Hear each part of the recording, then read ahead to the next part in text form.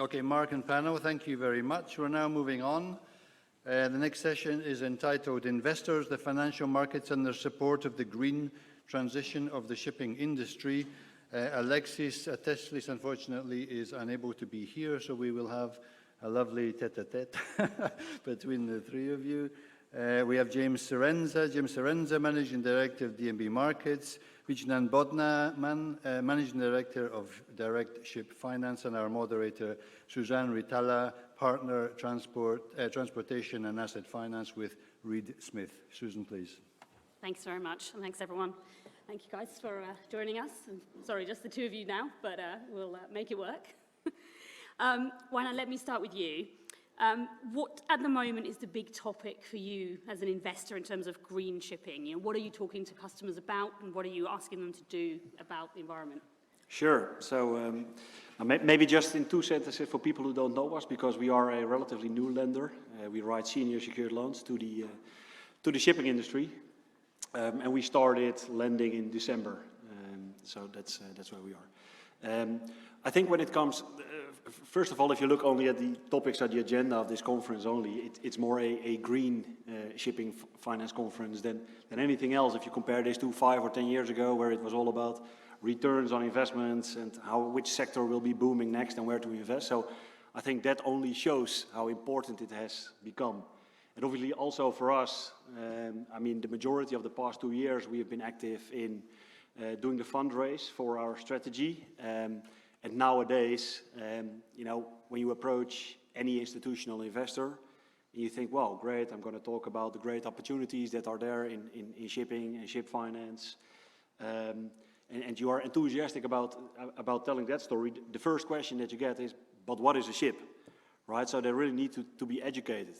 And the second topic that they expect on any investor presentation is about ESG rather than on the ins and outs of investing in shipping loans on our occasion. So what did it eventually boil down to, I think, for us as direct ship finance? What do we expect from the owners? Well, first of all, regulations. They dictate what everybody needs to comply to.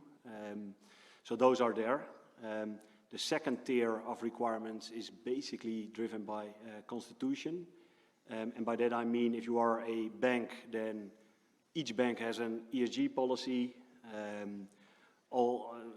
perhaps put in there under pressure of shareholders who want to see something like that, and to some extent that boils down to practical policies that need to be imposed by the respective ship finance teams. And in the case for direct ship finance, we are not a bank, we are funded by institutional capital. What we have done, we have agreed a lending policy with our investors within which we try to write loans, and as part of a lending policy you agree, you know, what type of measure should a certain ship owner comply with. And then the last tier of, and that's a very important one, is really credit risk, which is the main risk that any lender focuses on. Basically, the business of lending is very simple. We make a loan, and thereafter we hope to get repaid, and ideally with a bit of interest over it, so that we make a return. And nowadays, if you disregard ESG, regardless of whether it has been imposed by regulations or anything else, it poses an actual credit risk. Because if you're not compliant with regulations today, it decreases the employment prospects of your vessels. If you're not compliant with the regulations of tomorrow, you may be finding that your balloon risk is unrefinanceable, or there will be nobody interested in purchasing the vessel because it's no longer compliant. So I think those three elements are very important.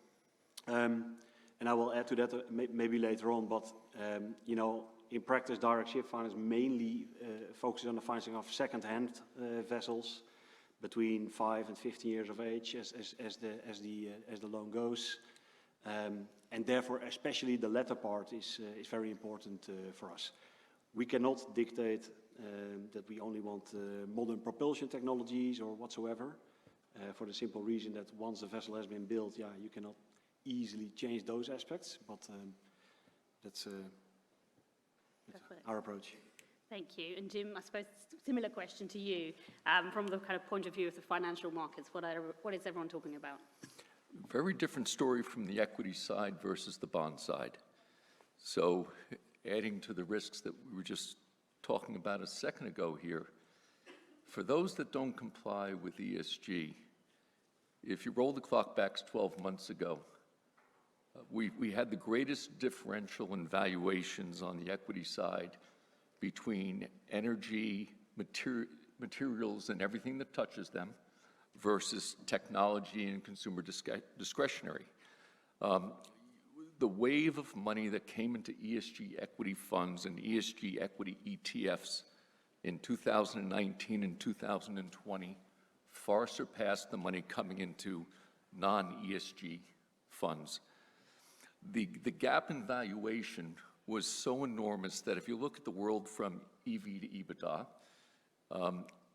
materials and energy and everything that touches it was trading at a high single-digit multiple, and the technology and consumer discretionary sectors were trading in the mid to high 20s.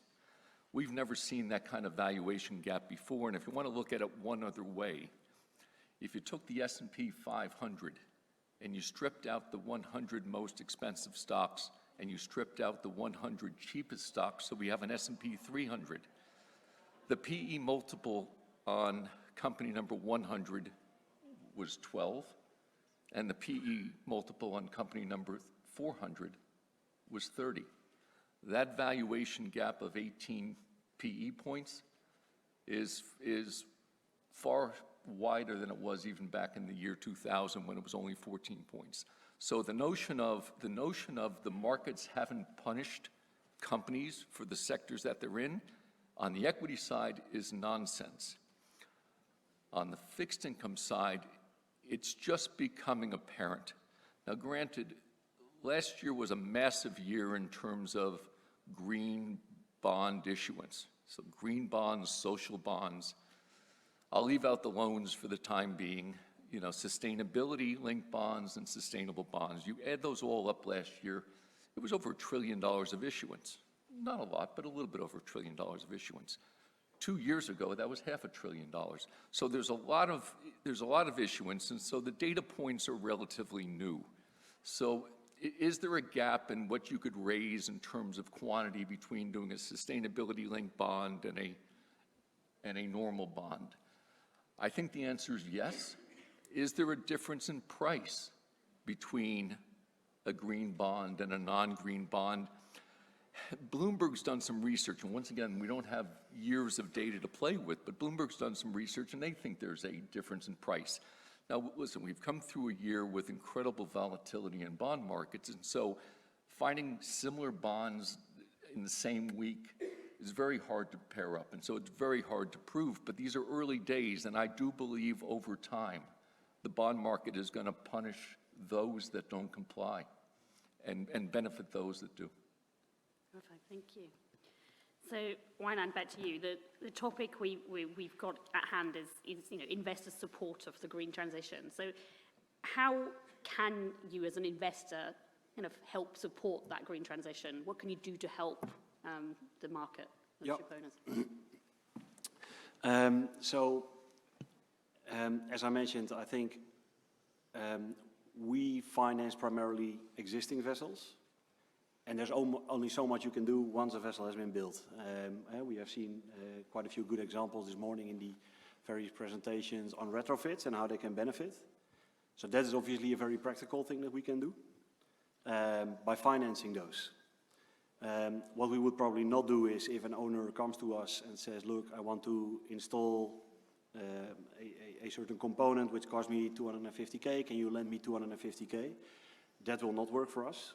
But what we could do is if an owner is looking to invest in retrofits, we could finance his entire ship plus the retrofits, and then make it part of our entire package. And in fact, it's something that we do. And I think one of the advantages of not being a bank is that we can be very flexible in how we structure our loans. And one of the examples that I had, we recently did a deal whereby the client had quite an extensive docking program ahead. It still needed to install ballast water systems on a few vessels. It was considering doing retrofits. And what we did but it was still 12 months ahead, so we could say, well, here you have 2 million to fund those things. put it on account, sitting idle and wait until you need it. But instead we gave him the option to not repay our loan during the 2 quarters preceding the docking, thereby effectively giving him the means to finance the assets, whereby even though he was not paying interest over that part to the time of it. And I think that can be very helpful in getting the existing fleet to a new level if owners see the rationale behind it. Great. And I guess along the same vein, Jim, what would the ship owner best do to kind of best take advantage of these opportunities? You talked about the market kind of punishing the ship owners for not necessarily following all the ESG stuff, but what can they actually do? You need capital to make the improvements, but how do you get that capital? So let's go back to the equity side first. Pure ESG investors in 2021 underperformed pretty badly. You think about all the windmill stocks, you think about, it was a tough year. So Sustainalytics and MSCI, particularly Sustainalytics, has taken a very mature attitude in we'd rather be part of the process than just say no to everything that touches carbon and materials. And so they have worked hard, and they've worked hard with a couple of shipping companies that did sustainability-linked bonds last year, both C-SPAN and Ogfield Tankers. Both issued sustainability-linked bonds in Q1 of last year in Norway, which is not the easiest place to convince an audience that you're sustainable.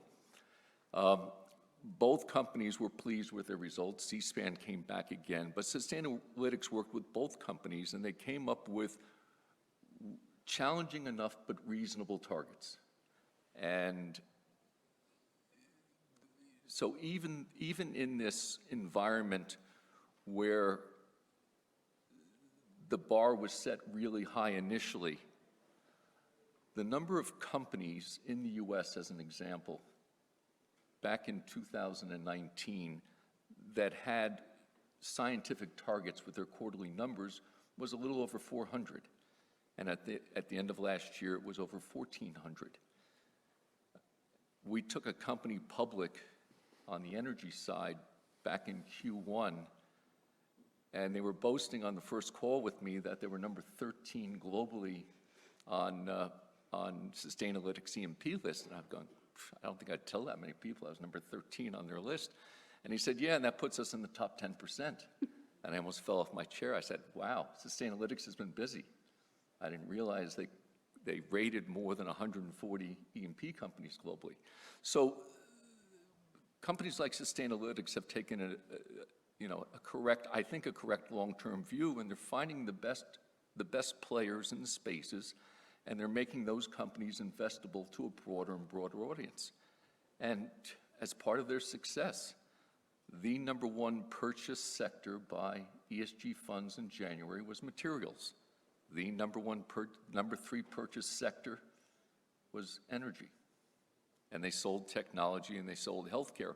But players like Sustainalytics have made it possible for companies to be included in this group.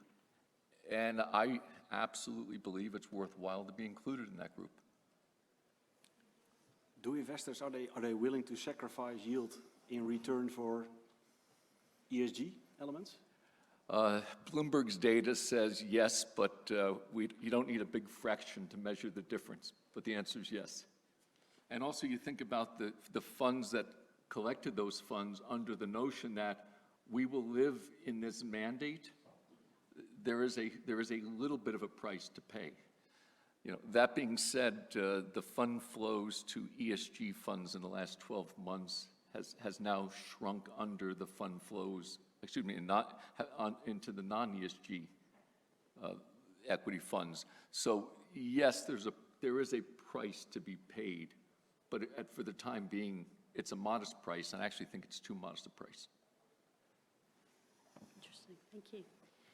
So, Wijnand, how are you expecting non-bank lenders, sort of play things like places like DSF, obviously, to position themselves in the market in relation to kind of the green transition?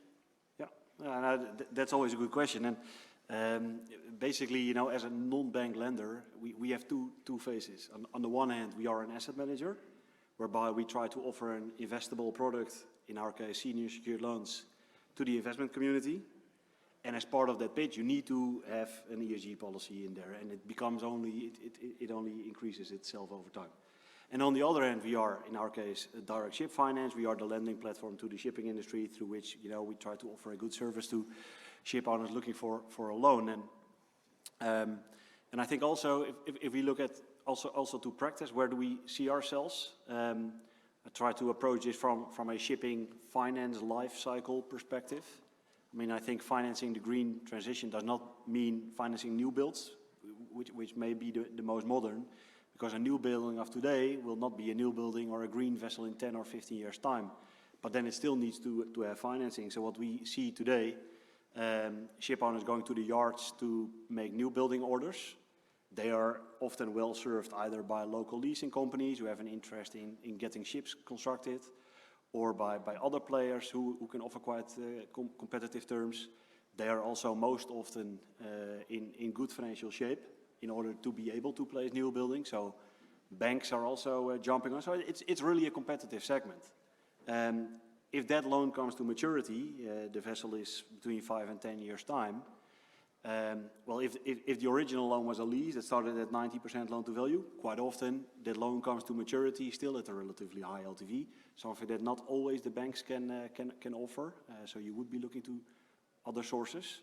But then when a new loan is then written and the vessel is between 10 and 15 years of age, yeah, you could say maybe the vessel is not green enough anymore or whatever. But I think if there would be no funding sources available for vessels between 8 and 15 years of age, if I were an investor considering to invest in a new building, but I know that the second-hand market for vessels, when they go beyond 10 years of age, is becoming more restricted because potential buyers don't have access to financing anymore. That is a potential problem, and I think for us that's really an area where we play a significant role.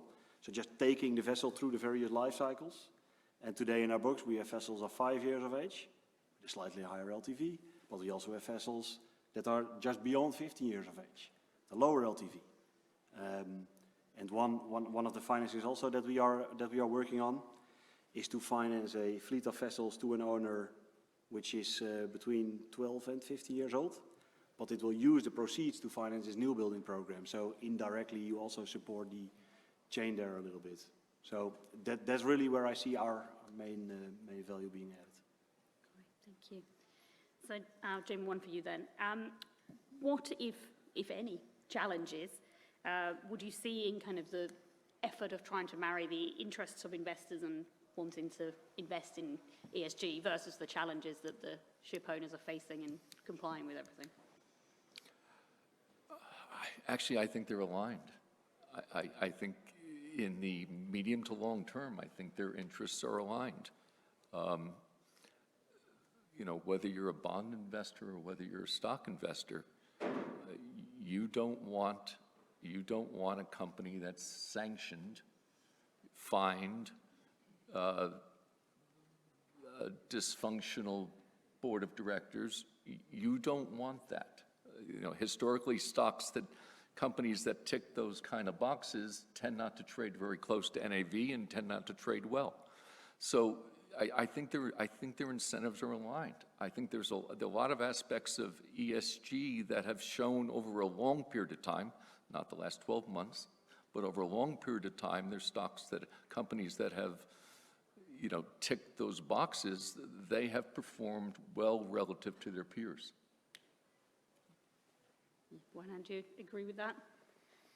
I agree, yeah. It's an easy question, probably.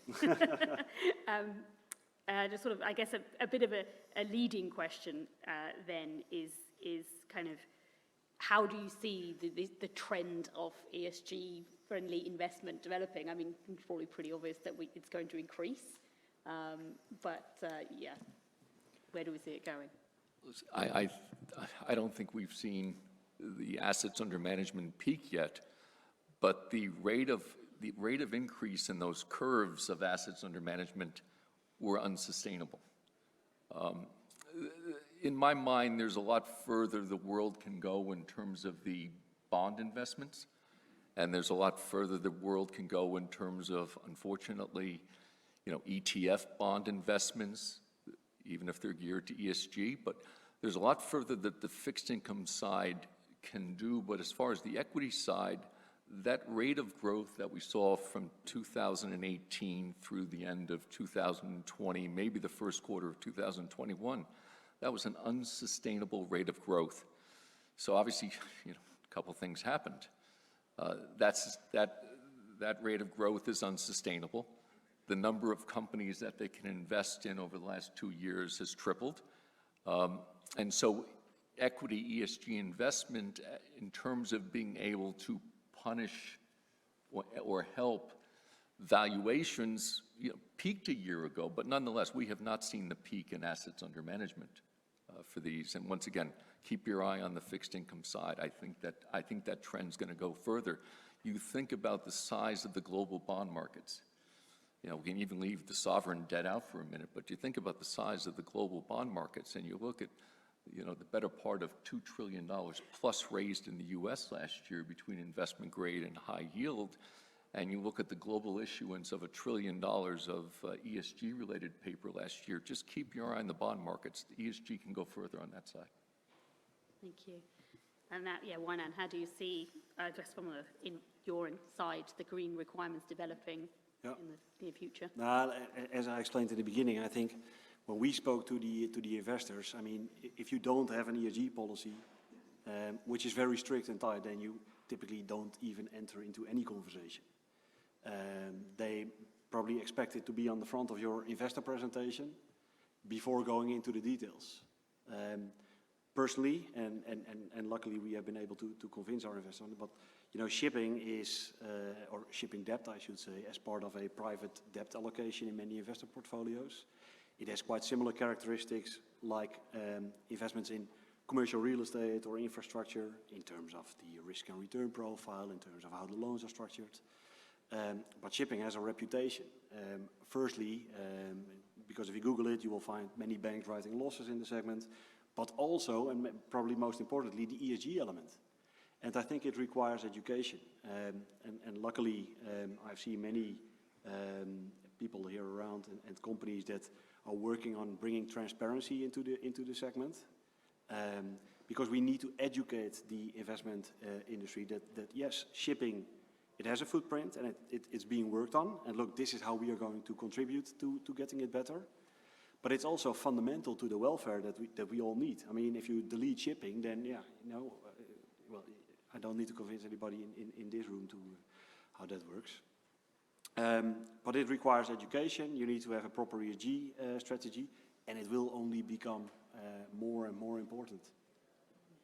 Thank you. Amy, do you want to take any questions from the floor? Let's open it up if there's any questions, please. Yes, sir. Ege from Newport Shipping. Do you see any differentiation between, if we take apart the E, S, and G, for example, let's give the example of a company doing really well on the environmental parameters, but has somewhat terrible corporate governance. Have you seen any differentiation picking apart of that at all? You certainly see the differentiation in terms of how an MSCI or Sustainalytics will grade them at the end of the day. They'll break down each component, they'll give you a grade on each component. And actually, it's kind of like when you're in school and you turn your homework in every day and you get that check or that happy face when you turn the homework assignment in. Transparency is sort of like so it's ESG and T. Transparency kind of gives you a passing score if, even if you're not the cleanest kid on the street, but you're transparent about it, you get a passing grade. But yeah, all those categories matter. And the fact that you've got some agencies out there that give you a scorecard, it gives investors a bit more freedom as to where they invest. At the end of the day, they don't want to lose their jobs in the next 12 months either. Another question? Let me ask you a question. I mean, this whole kind of enthusiasm, you could say, about ESG, the environment in particular, over the last 2 years has coincided actually with fantastic shipping markets in container and dry bulk. even LNG, not in tankers, but in the other sectors. Let's say COVID hadn't happened and all those other fantastic shipping markets hadn't happened, and we'd just continued this sort of eight-year, sort of pattern of wishy-washy performance. Would we be where we are today, or would we be somewhere else? That's a very good question. So, listen, obviously the stop and start aspect and the notion that it takes a couple of years to build a container ship once you get a slot to build one, clearly there were some sectors that benefited greatly, and then when containers used up all the slots for new builds, all the other sectors were really happy with C-SPAN and the container segment. I'll throw out one thing just to move it a little bit. Sustainalytics did a study about a year ago, and every industry is making efforts to reduce their carbon footprint. Every industry, even Starbucks, they don't give you plastic straws anymore. So if you take a long time drinking your iced drink like I do, straw's pretty soggy at the end. But shipping, if we don't do anything different for the next 12 years, and we're only 3% of the carbon footprint right now, if we do nothing different for the next 12 years, we're going to be somewhere in the mid-teens in terms of our carbon footprint relative to other industries. So shipping needs to do more. And actually, thank goodness for a lot of reasons that shipping had a great 2 years. Investors paid attention again. We were able to get some green bonds done. We were able to get clients to care about the sector again. It was very useful, and these companies can afford to do more. So there are plenty of positives come out of it, but this can't be static. You don't want to go from 3% to mid-teens, or this won't be as crowded a room in 12 years' time. Is there a final question? Susan, do you have anything else? No, that's No? perfect. Then Thank you very much. we'll just stop there. Thank you very much. Thank you. Thank you.